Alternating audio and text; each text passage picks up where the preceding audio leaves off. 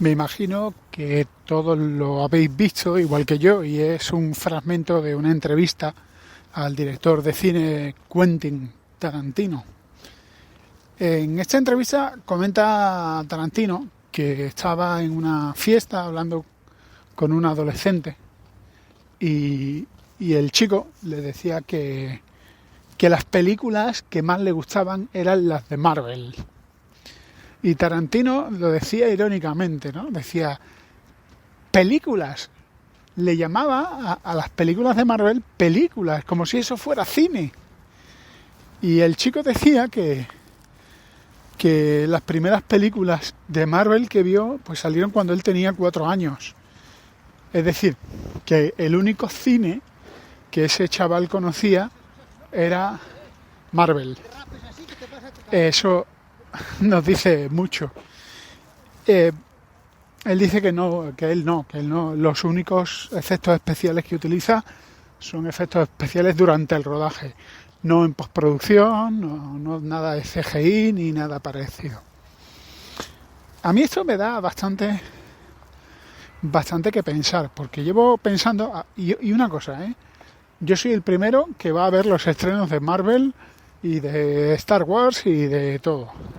O sea, me gustan algunas pelis más que otras de Marvel, pues por ejemplo, Civil War me parece una gran serie, las de Iron Man me parecen que están muy bien, La Viuda Negra, Capitán América también muy bien, sobre todo pues esas primeras, ¿no? La primera de Iron Man, la primera de Capitán América, me parecen unas películas muy buenas porque la historia es muy buena. Y este es el meollo de mi tesis principal. El problema del cine no es el dinero, ni los efectos especiales, ni la recaudación en taquilla. El problema del cine es el guión, es la historia. Porque creo que tenemos actores muy buenos, seguimos teniendo actores muy buenos, pero no tenemos historias. Todo esto entra en una especie de cliché de escenas de acción, persecuciones absurdas, etcétera. Bueno, de esto ya he hablado bastante en el pasado. Os comento una peli que vi ayer que no había visto y que mi mujer, pues a mi mujer le gustaba mucho, y el otro día en la radio escuchamos que era una de las películas que el locutor de la radio recomendaba, que se llama Holidays, vacaciones. La película es una comedia romántica muy buena, con una Kate Winslet inmensa, haciendo el papel de una chica que se había pasado 3 años enamorada de un tipo que no tenía ninguna intención seria ni formal con ella, pero que disfrutaba teniéndola encandilada. Básicamente, el tipo era un compañero de trabajo que le pedía favores y que, bueno, disfrutaba del afecto, del amor de esta chica, pero el tío estaba prometido con otra mujer y se iba a casar. Pero aún así, el tipo revoloteaba a Kate Winslet, que su nombre no es Kate Winslet, es otro nombre que ya no me acuerdo. La pobre chica, cuando se entera en la oficina de que el tipo que le gusta está prometido, pues decide pasar sus vacaciones. Ella tenía puesta su casa en una especie de lugar de intercambio de casas para vacaciones, ¿no? Esto hay gente que lo hace, a mí me parece una idea descabellada. Yo que soy tan desconfiado, yo no le dejo mi casa a nadie, por más reseñas positivas que tenga. Bueno, pues básicamente ella dejaba su casa y otra persona dejaba su casa, se cambiaban y pasaban unas vacaciones en casas ajenas, con lo cual digamos que les salía barato. La idea es buena, de no ser porque para mí no funciona. La otra persona es pues otra chica que vive o que sufre un desamor, que es Cameron Díaz, que es una exitosa trabajadora del mundo del entretenimiento, una chica que hace trailers. O sea, su profesión es crear trailers de películas. Y la tía está montada en el dólar, vive en Los Ángeles, en una casa maravillosa, y tiene un novio con el que no se llevan bien, bueno, con el que la relación no funciona, y el novio le es infiel. Y básicamente la Cameron Díaz, el personaje de Cameron Díaz es básicamente una tía un poco histérica, estresada y bloqueada emocionalmente. No os desvelo el final, la película es maravillosa, pero en cierto sentido la película también habla del cine, porque cuando Kate Winslet se va de la fría Inglaterra al veraniego Los Ángeles, tiene un vecino que es el actor Eli Wallach, que hace un papel maravilloso de un guionista exitosísimo, ya en su ochentena, con el que traba una amistad fantástica, maravillosa, bonita, preciosa, y hablan de cine, y él les recomienda películas antiguas. Y aquí es donde la realidad de converso se junta con la ficción. Y es que, como sabéis, hace unas semanas los de mi operador Vodafone me ofreció de forma sin coste pues una suscripción de 2 meses a la plataforma Filming, y desde entonces pues estoy viendo algunas películas antiguas. Algunas me han gustado muchísimo, otras me han gustado menos, pero todas me han parecido interesantes. ¿Por qué? Porque tienen guiones. Y aquí vuelvo al asunto de Tarantino.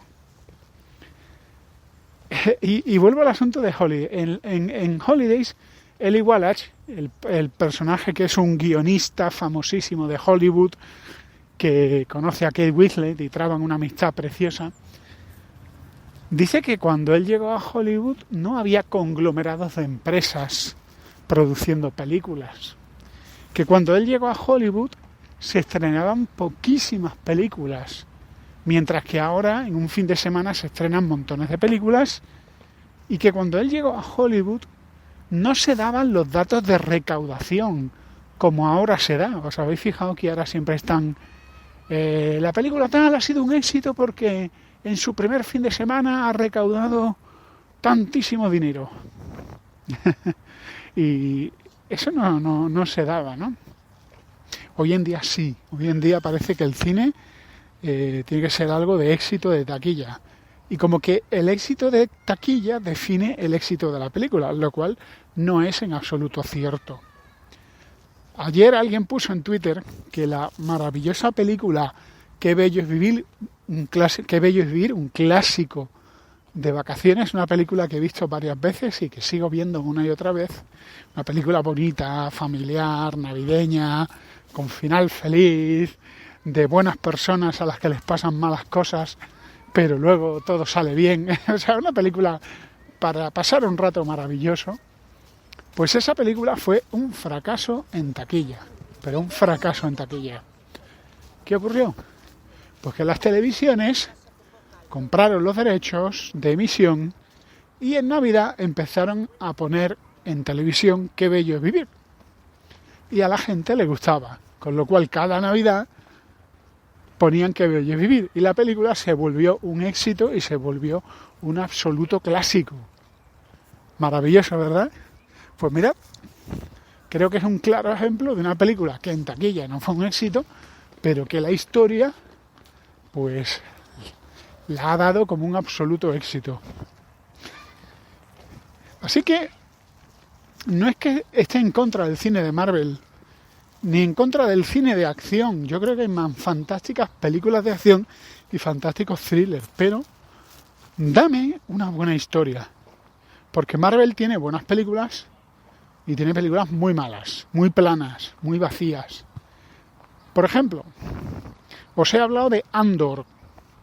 Bueno, de las últimas series que he visto, la serie de Andor, de la saga de Star Wars, es con diferencia la mejor serie del universo Star Wars. Y yo no soy el único que lo piensa. Por ahí hay más gente que piensa que es un pedazo de serie. Y eso que, fijaos, no aparecen los míticos personajes, o sea, no tenemos Obi-Wan o otras, ¿no? Mandalorian también es bastante buena, me parece bastante buena y aparte que es una... Está muy muy bien hecha y la historia también es muy buena. Pero Andor se mete más en una historia truculenta, oscura, chunga, y empiezas a ver el imperio como lo que es. Y empiezas a entrar en la forja de un héroe. La forja de un héroe, de un personaje, pues un personaje que no es precisamente un héroe, un personaje que es un ladrón, un superviviente, un tipo que no es mala persona, pero básicamente una persona egoísta que vive por su interés como tantísimas personas. Y como esa persona está empezando a pasar de ser pues un personaje marginal, ladronzuelo, a ser un personaje noble y heroico, o por lo menos heroico, ya que sospecho que Andor, pues por lo que hemos visto en otras pelis de Star Wars, es un espía bastante chungo, que está del lado bueno, pero que tiene que hacer lo que tiene que hacer. Amigos, así son las guerras, ¿eh? Así son las guerras. Como han dicho Juan Luis Chulilla, mi admirado Juan Luis Chulilla, ahora el relato es que los ucranianos son buenos y los rusos son malos. Pero en una guerra os aseguro que va a haber ucranianos haciendo cosas feitas y cosas que la propaganda occidental y la propaganda ucraniana va a disimular y va a exagerar las atrocidades de los rusos. Y ojo, que aquí no estoy dando la razón a los rusos. Lo que estoy diciendo es que en una guerra pasan cosas feas. Aunque obviamente los invasores son los invasores, los que han empezado a hacerlo mal son los que han empezado a hacerlo mal, Putin es Putin, y los que están causando una destrucción sin igual son los rusos. Pero, bueno, los rusos, Putin. Los rusos son víctimas secuestradas por Putin. Los rusos no son malos, hay rusos buenos y hay rusos malos. Pero entendéis lo que quiero decir, ¿no? Y ahí es donde Andor, pues creo que tiene un guión en condiciones. Amigos guionistas, me imagino que os tienen produciendo películas como churros y series como churros. Hace un par de años o 3 leí una estadística de la cantidad de películas que se producen solo en Estados Unidos al año y la cantidad de series que se producen solo en Estados Unidos. No hablamos de Europa, no hablamos de la India. Y no sé cuántos de vosotros estáis viendo películas taquilleras chinas, pero los chinos están haciendo películas con presupuestos abultados y películas muy bien hechas. Yo he visto ya algunas pelis de ciencia ficción de los chinos que en fin, no tienen nada que envidiar a otras producciones de Hollywood.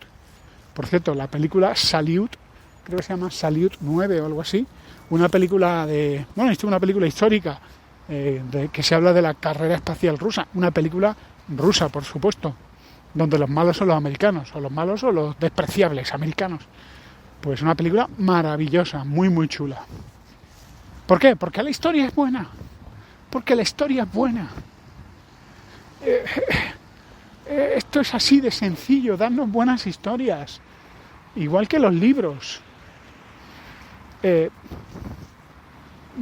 Yo qué sé, hay libros que cuando empiezan, a mí por ejemplo, es una cosa que me da mucha rabia de ciertos libros, ¿no? Yo soy un fan de Stephen King, estoy bastante al día, creo que he leído casi todo de Stephen King, me faltan algunos libros que no me llaman mucho la atención, pero de hecho recientemente he leído algunas de las últimas novelas de Stephen King, maravillosas.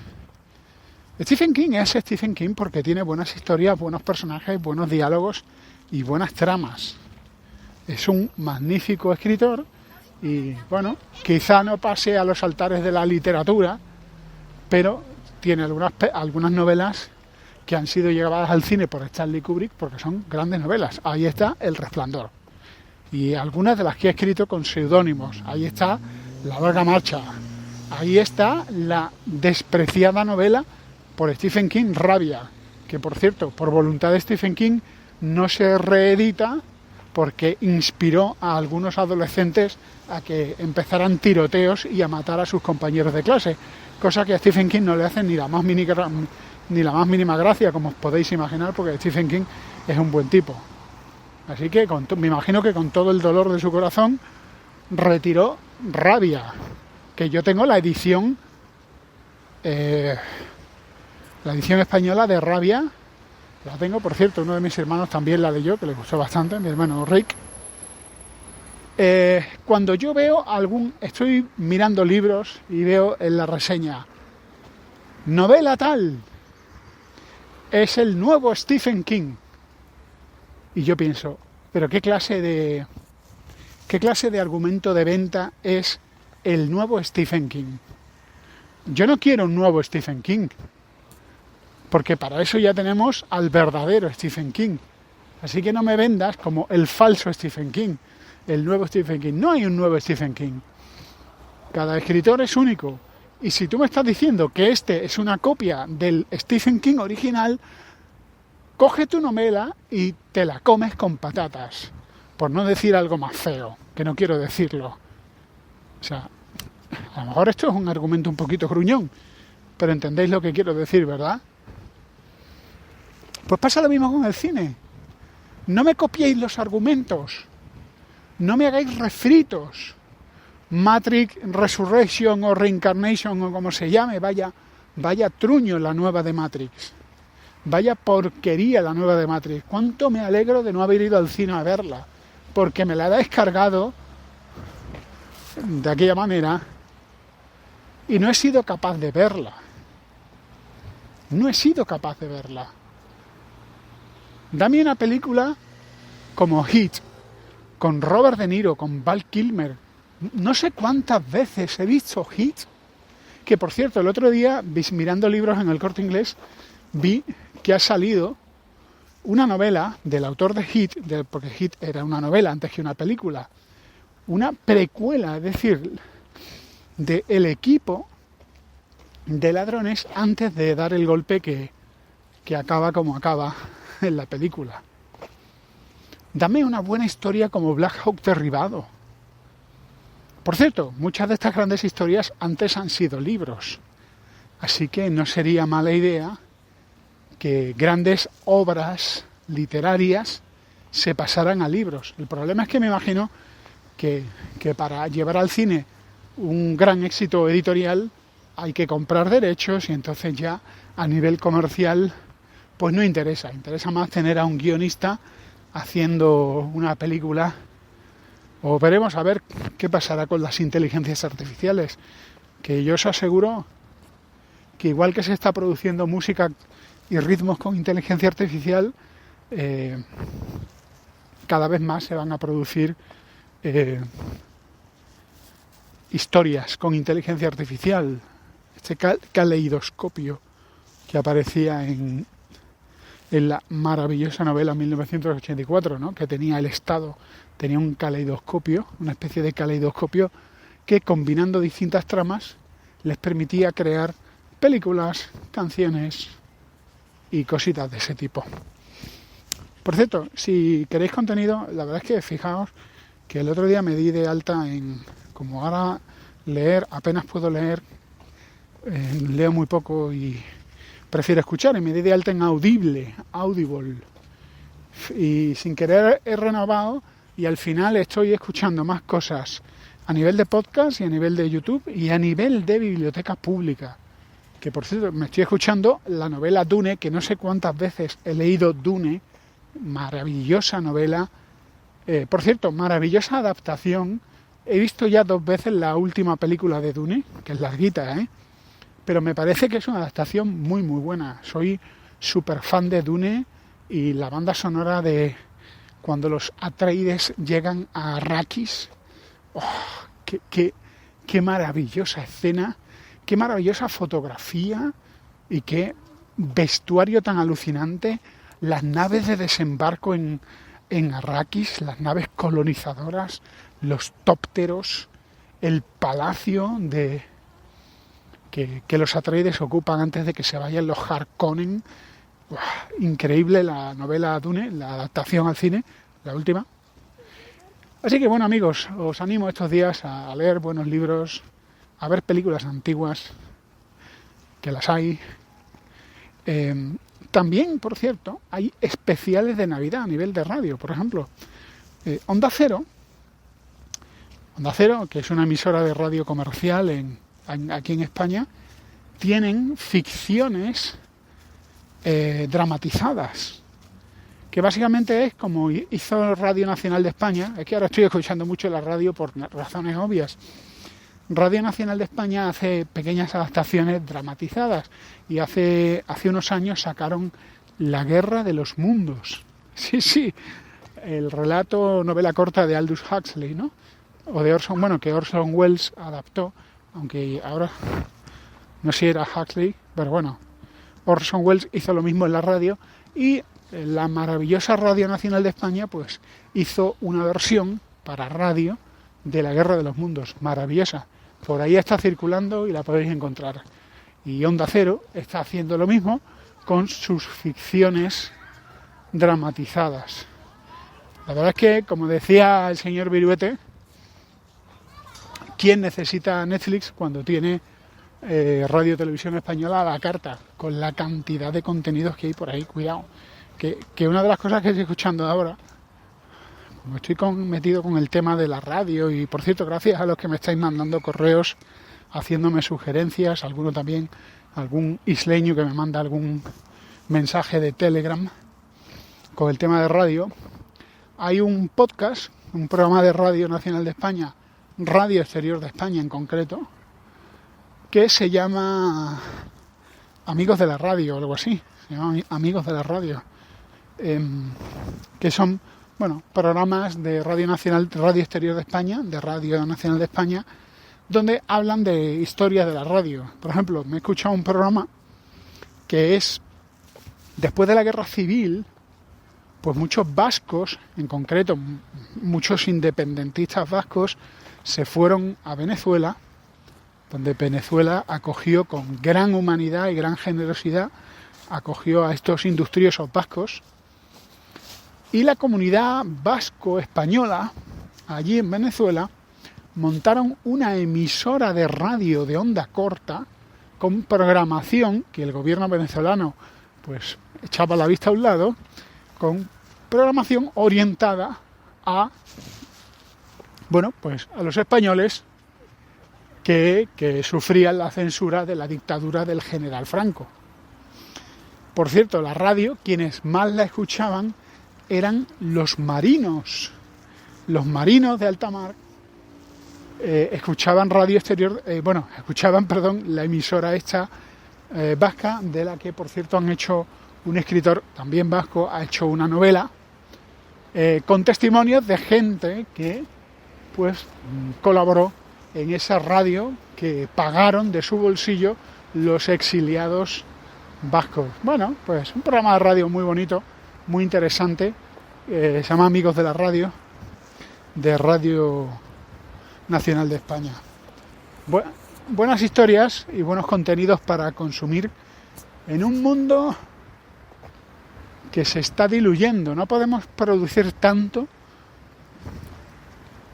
a no ser que sacrifiquemos el contenido. ¿Y tú qué piensas?